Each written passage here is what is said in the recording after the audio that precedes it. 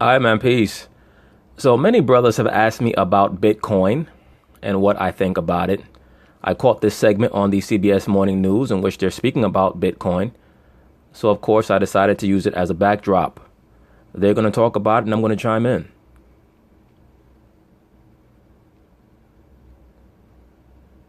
We've seen the rise and fall of Bitcoin over the last few months. And there's still a lot of mystery surrounding cryptocurrencies. Alex Dennis is back with a look at how it all works. Okay, I'm going to break.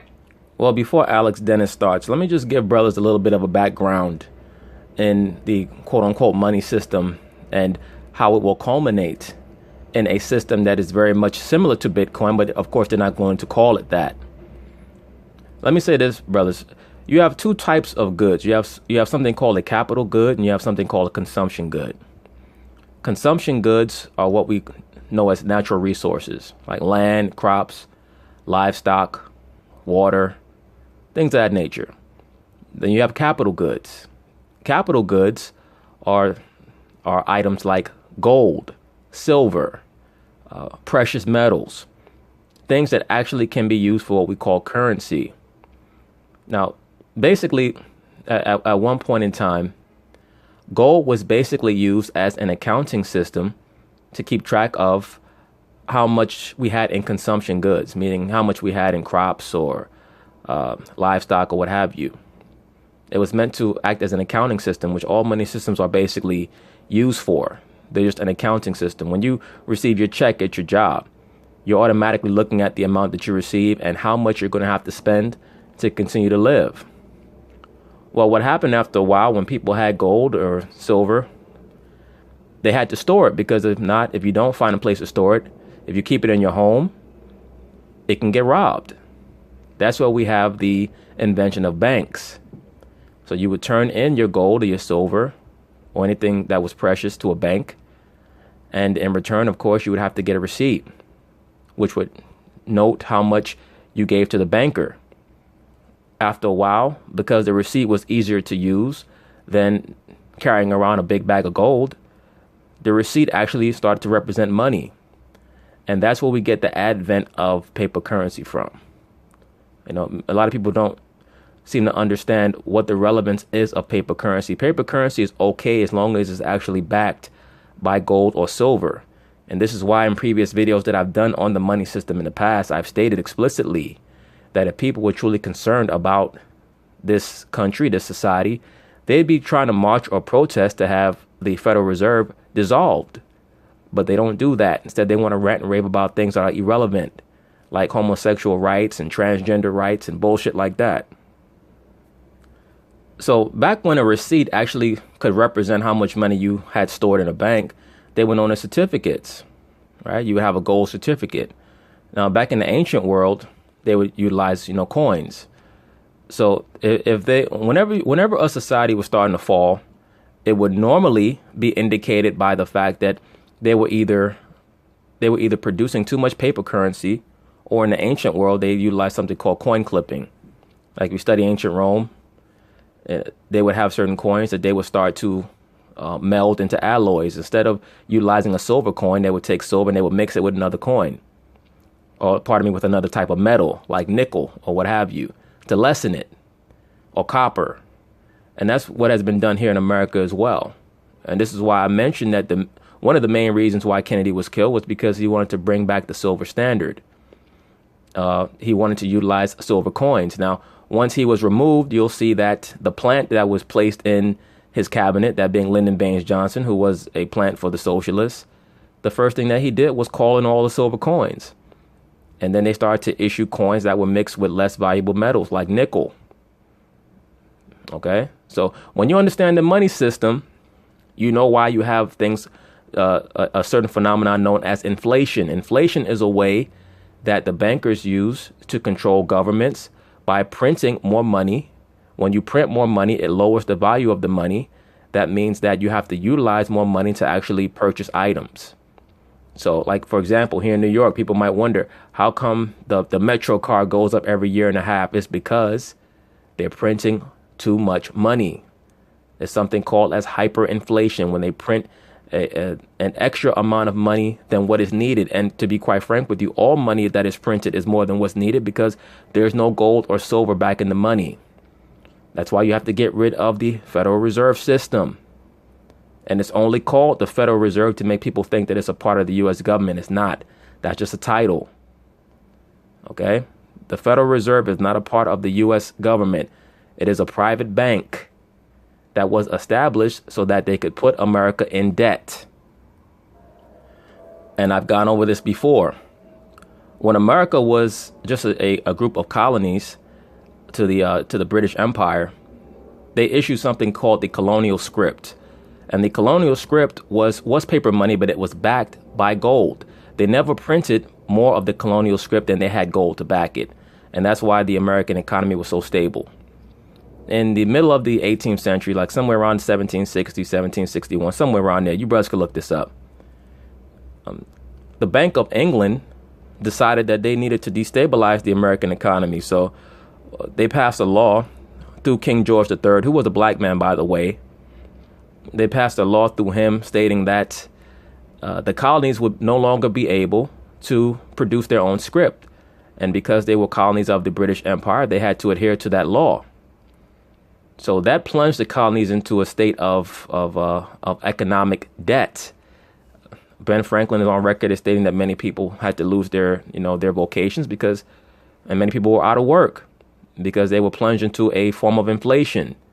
What the Bank of England basically had King George tell the colonies is that they would have to issue bonds, give the bonds to the Bank of England as a request to borrow money from the Bank of England. The money that they borrow from them, they would have to pay back with interest. You understand what that means? So a bond is basically just a promise to pay. It's like it's basically like a note saying that when I get my money, I'm going to pay you. Here's this document in the meantime to prove that I owe you and that I recognize that I owe you. That basically is what a bond is. So the U.S. colonies basically had to issue bonds to the Bank of England, requesting that the Bank of England loan them the money that they would use in circulation in America, and then they would have to pay back all the money that they borrowed from the Bank of England with interest. That is a way that you can force your subsidiary to constantly be in debt. So when you watch the news and they talk about the gross national debt and how America's debt is at 22 trillion, that's purposeful. When they talk about, we want to solve the national debt, no, they don't. Because if they wanted to solve the national debt, all they would do is dissolve the Federal Reserve System. Okay? And go back to the gold and silver standard. At the very least, you can still print money, what they call the paper currency or the fiat money. But as long as you had the gold to back all the paper money that you print, you'd have a stable economy. Okay?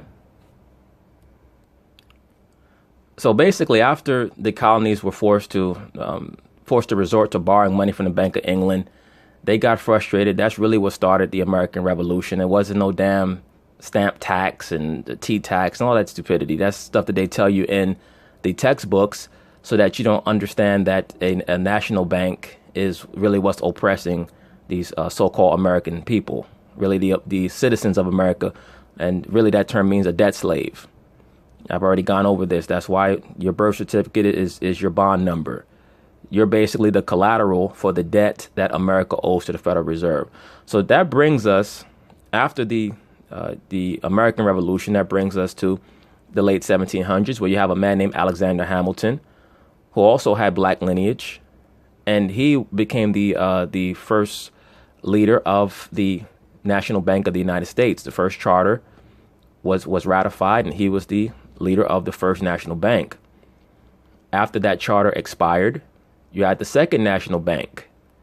And there was a great issue between the Second National Bank and Mr. Andrew Jackson, who understood that the National Bank was really just a subsidiary of the international bankers. And if it wasn't dissolved, it was going to plunge America into a state of gross debt. And I mentioned this already in previous videos. Andrew Jackson said, either I'm going to kill the National Bank or the National Bank is going to kill me. There were multiple attempts made on the life of Andrew Jackson to assassinate him. And I've stated in another video about Donald Trump and Andrew Jackson that I believe that Donald Trump is aware of that. See, Donald Trump is a Zionist, but whatever it is about him and his views on finance, he does not seem to be as copacetic with the international banks and the British Crown. When I say the British Crown, I'm talking about the financial center of the world, which is in inner London. He does not seem to be as copacetic with them as other presidents, which I believe is the reason why they rake him over the coals so much in the media. But anyway, the Second National Bank was presided over by Nicholas Biddle. The charter for the Second National Bank expired, and they tried to force America into renewing the charter by trying to destabilize the inner fabric of America and raising racial tension in the mid-1800s. Many of your abolitionists in the North were paid agents of the international bankers. They were paid to write literature about how poorly the black slaves were being treated. They didn't care about the so-called black slaves down south. They didn't care. And that they were in the North, and on the side of the South, you had the Knights of the Golden Circle with certain members like Jesse James. Their job was to foment antipathy for the North and the South. They're the ones who provoked secession. What the international bankers wanted to do was to fragment the South into basically private city-states with each one having its own national bank so that they can get each southern state into debt, because the southern states were producing crops that were providing most of the revenue for the United States. That's really why the Civil War was fought. It wasn't fought to free the slaves. It was fought to cripple the South, because the South was threatening to take away a lot of the revenue that they were generating for the United States by secession, and Abraham Lincoln could not allow that. He also, by the way, understood that much of the atmosphere that was being generated in the United States was at the behest of the international bankers, which is why he was killed. Okay, that's why he was removed. So now we come to the late 1800s, and you have a man named J.P. Morgan, whose father, by the way, was an agent of the Rothschilds. J.P. Morgan was also heavily involved in the initial implementation of telephone lines all across America and also across the Atlantic Ocean. He was certainly a forward thinker. He was a banking mastermind, and he was, of course, an agent of the Rothschilds. So now around late 1800s, I'm trying to remember what year it was, like late 1880s or maybe early 1890s, he developed a company known as Northern Securities, which he basically was using to try to develop a monopoly on the railroad lines. Of course, he met a lot of opposition because of antitrust laws. So in order to get around it, the main politician who was against him developing that railroad monopoly was a man named William McKinley. They got William McKinley to change his running mate or his running partner, his quote-unquote vice president, when he ran for his second term.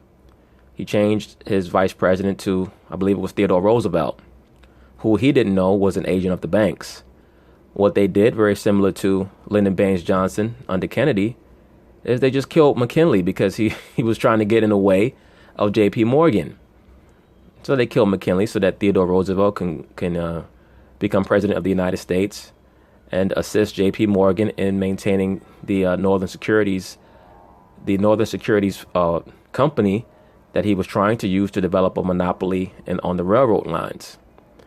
Around the late 1800s, they utilized a tactic known as a bank panic. Basically, a bank panic is, say for example, and I don't think a lot of people understand this, when you put your money in the bank, they don't keep all your money there. They take some of the money that you put in the bank and they use it to lend out to other people who are trying to open up businesses or borrow money for mortgages, things of that nature. So if you're a banker who's trying to compete with another bank, what you would do is you would try to start a rumor that bank is insolvent. What does that mean? That means that you tell the members of that bank, people who have deposits in that bank, that if they were to go and take all their money out, that the bank would not be able to do it. And you'd be correct, because all banks use your money to lend out to other people. Of course, on interest. That's how the banks make their money. So J.P. Morgan started a bank scare in 1893. He also started another one in, I believe it was 1906 or 1907, with the Knickerbocker Bank in New York City. That was a major bank run. Bank run is when everybody goes to the bank and tries to get their money out the bank because they've heard that the bank is insolvent, which by nature, all banks are insolvent. J.P. Morgan did that on purpose because he was trying to get the public at large to lose faith in the banking system so that they would want to turn the banks of America over to a larger international banking system. J.P. Morgan had the assistance and the aid of another operative, an agent per se, the dean. I believe he was the dean of Princeton University, Mr. Woodrow Wilson. For those of you who know who Woodrow Wilson is, he would go on to become the president in 1912 with the help of J.P. Morgan and the international bankers, because they needed a company man in office who would assist them in formulating a plan to develop what would become known as the Federal Reserve. So around 1909, 1910, J.P. Morgan and a group of fellow international bankers, Paul Warburg, I know was one of them. The Warburgs are a very famous banking family based in Europe. A few other notable men, some of them are skipping my mind right now, and a notable politician named Nelson Aldrich from Rhode Island.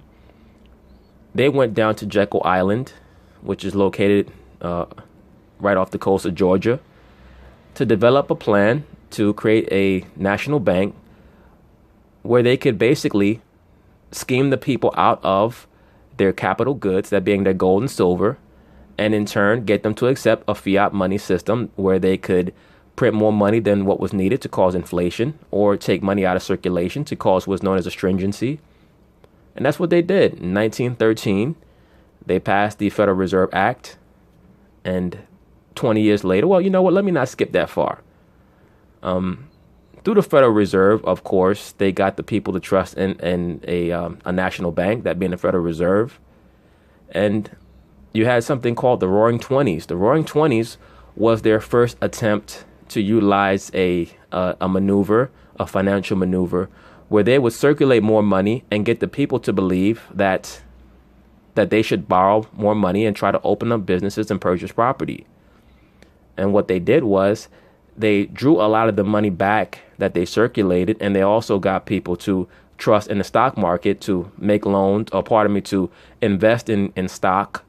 And they would invest in stock where they would only pay a partial payment for a stock. Like, say, for example, if a stock costs $10, they had a system where you only had to pay $1 and a corporation would pay the other $9, figuring that if the stock went boom, that you could easily pay back the corporation while you collecting your revenue.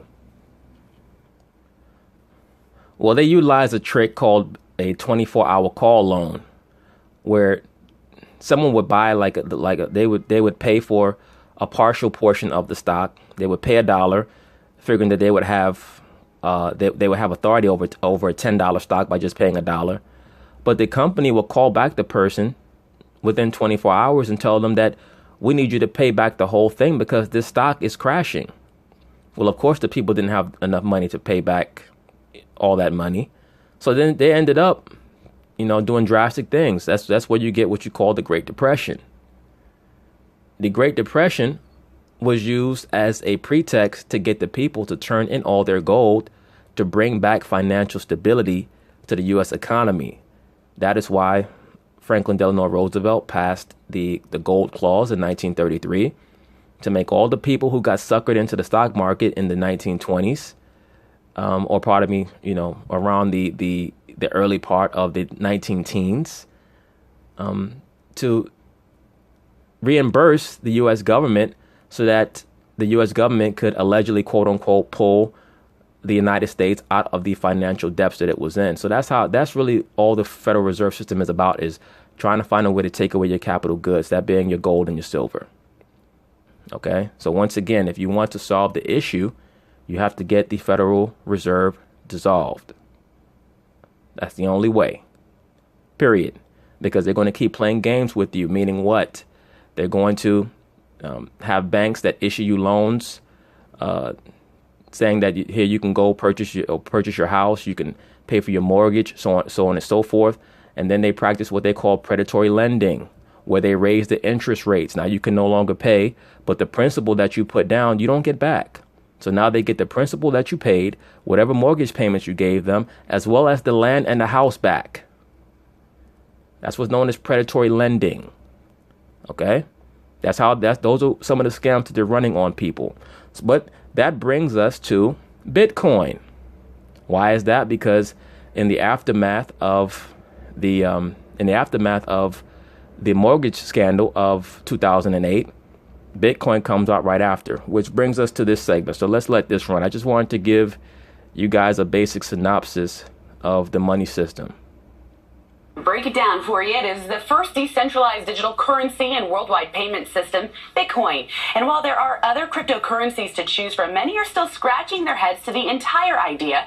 So I sat down with a financial expert who explains it all for us. Speaking of something I find interesting, did anyone read that article about Bitcoin I sent you? See, this is why you should be a little hesitant and a little suspicious of quote unquote Bitcoin, because by the time you get to mainstream news or mainstream media and they're trying to broadcast it or promote it on television, that means that they already have a plan on how to control it. Okay?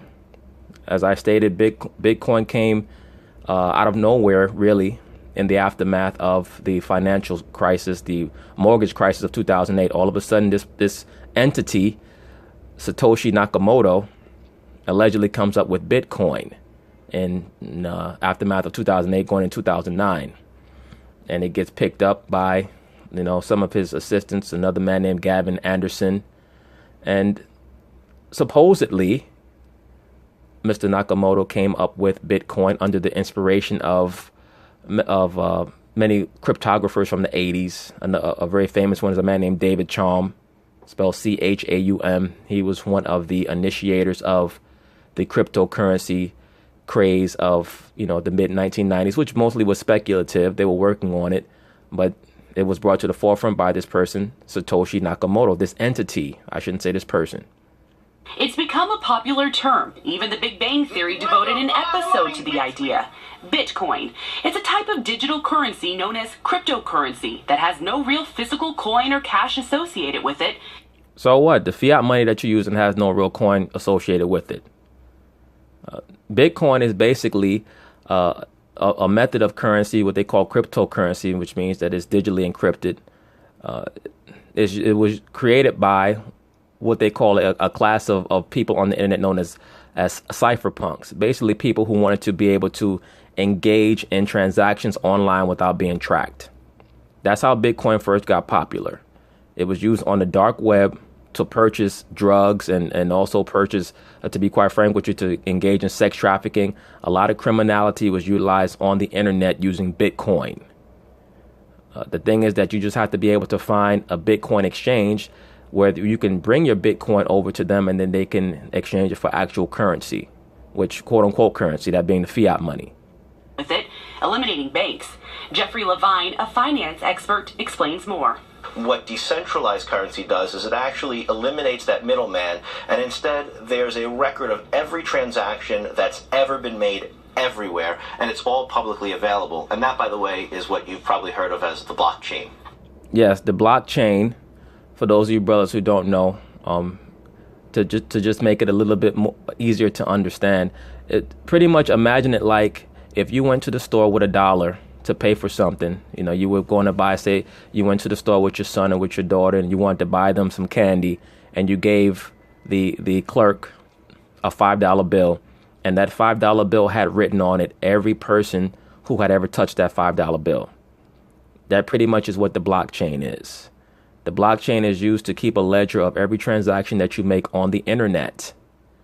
And it's decentralized, meaning that there's no lead server. So speculatively, there's no way to hack into it. But of course, as we know, where there's a will, there's a way. The blockchain technology tracks and validates each coin's value, making transactions as easy as swiping a credit card.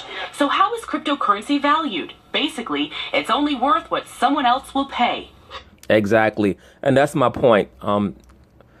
Bitcoin or cryptocurrency, which is something that's being used by anarchists to try to promote a feeling of economic hope or a way to get away from the banks, is not really a currency, brothers. It's really just a stock. Okay? It's not a currency. It's just a stock. It's only going to be available for the most part on the dark web. The only way that you're really going to be able to use it in real world is if you can exchange it for money. And the only time that it's going to be accepted in mass is when it becomes regulated. That means when the government determines how it's going to be utilized, and that is only going to come in accord with the banks.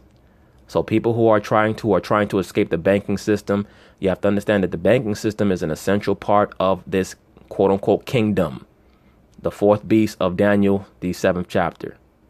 The banking system is an essential part of this kingdom.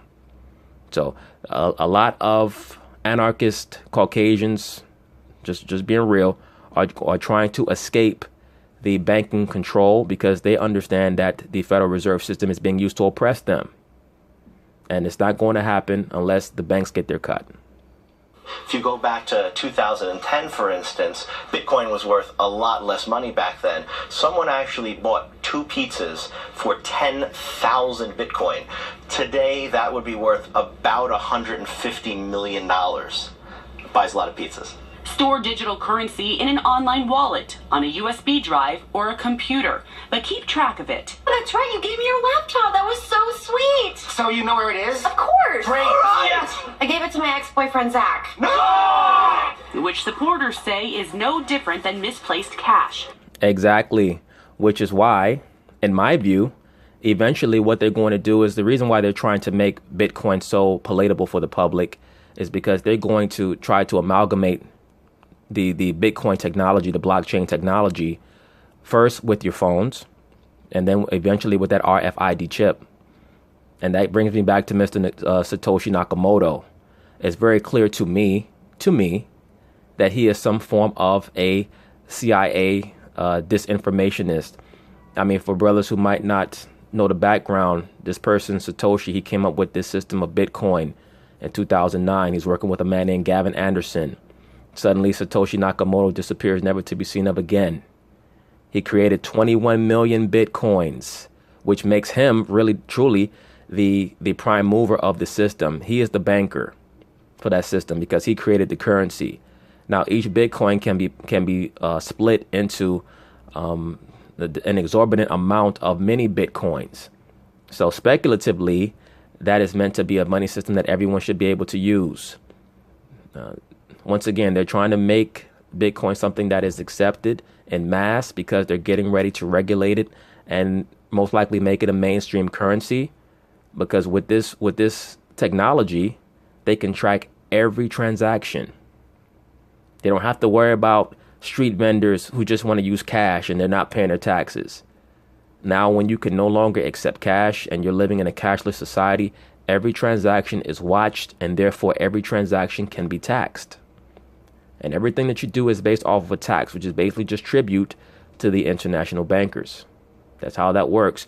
So they're using this technology that supposedly was invented by the quote unquote cypherpunks, the anarchists. They're going to use it against them. And I'm pretty sure that they're going to outlaw any usage of the Bitcoin technology other than the strand of Bitcoin technology that will be developed by the global economy. You have to understand there's over 2.5 billion people on the earth who don't have a bank account. Okay? What does that mean? That means they don't have a debit card. That means they don't have a credit card. That means that their transactions are not being taxed. The big question, is cryptocurrency the wave of the future?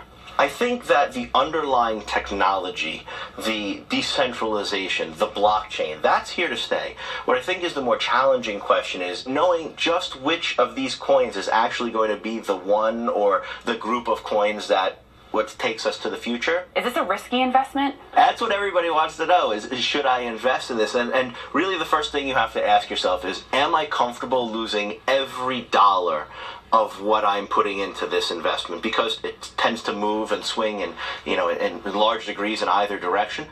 Yeah, because all it is a stock. And it's going to be very volatile until they get rid of it. It's going to bottom out, and it'll probably bottom out after they introduce the government sanctioned Bitcoin, which you'll be able to use anywhere. They'll say you could use your Bitcoin on vacation. Once you get paid in USA coin, they'll probably call it something like that. And you'll be able to go everywhere and just, swipe your phone and you'll be able to pay. That's why they're trying to promote a lot of swiping with your phone, the Samsung Pay and the Apple Pay. All these things are just moving you towards all mechanized payment system. Okay? So that's what I mean when I say that 2.5 million people don't have a bank account. That means that all of their transactions cannot be truly watched. With a cash system, all of your transactions cannot be watched. And that's the thing. With the blockchain technology, they can verify every item that you bought or sold. And with the blockchain technology, there's an ID number associated with all your transactions. So I'm pretty sure that once they utilize the Bitcoin for a global form of economy, the ID number that they'll associate with you will probably be either your social security number or some other form of global ID that they'll develop or that they may already have for each person. Who the hell knows? Okay. And while some have made millions, You said that someday we'd regret this. And do you know what today is? The day we found out we're rich and none of it is yours? others have lost a lot. Invest wisely. So just to give you an example of the extreme swing in price, Bitcoin touched a peak of almost $20,000 in December, and today's value is about half that at $10,600. Yeah. You see how she describes it? She describes it as a stock, not as a currency. That's why she's giving you the value of each Bitcoin according to dollars. What they're telling you is that the government said, you know what? It has taken enough hold on the people, it's gained enough notoriety that we're going to recognize it, but we're not going to recognize it as a possible competitor for real currency. We're going to recognize it as a stock. So brothers out there who want to invest in Bitcoin, you can do so, but you have to approach it like you would any other stock. Anything else that you invest in, meaning that it's going to be very volatile and that they can determine how much they want each Bitcoin to be worth. They had a Bitcoin exchange. One of the major ones known as Mt. Gox, which was holding the Bitcoins for many Bitcoin users. And supposedly Mt. Gox got hacked and those people lost their Bitcoin. Now, who hacked into Mt. Gox? They tried to accuse the owner of Mt. Gox. I believe his name was Karpelus, but you brothers could look it up. They tried to accuse him of what's the term that I'm looking for? Embezzlement. That's the term I'm looking for. Embezzlement. They tried to accuse him of embezzlement, of embezzling many of these Bitcoins. But it would not surprise me if they had some government hacker hack into Mt. Gox to make the users of Bitcoin believe that Mt. Gox was insolvent and that they would still have the same problems. But that shows you the mindset of the people. I mean, if you're using a cryptocurrency that's supposed to be point to point, why have someone else hold it? You should hold your own Bitcoin. That's what it was created for. So who knows where it's going to go, but I can only tell you what I see based off of the current trend. And before I forget, there's a very affluent financial expert named Blythe Masters. She's a Caucasian woman who used to be the CFO of JP Morgan Bank. And she is trying to adapt the blockchain technology for Wall Street and for the banking systems. That's what I mean when I say that the banks are only going to take this blockchain technology, which is basically just a ledger where they can keep track of all your transactions. They're going to take it and adapt it, which means what? They're going to get rid of the Bitcoin because the Bitcoin was just a Trojan horse to get people to understand and accept mechanized financial transactions. They want to get rid of cash. No more cash. Everything has to be kept track of online. And they really want to get rid of debit cards and credit cards too. There's no need for that anymore.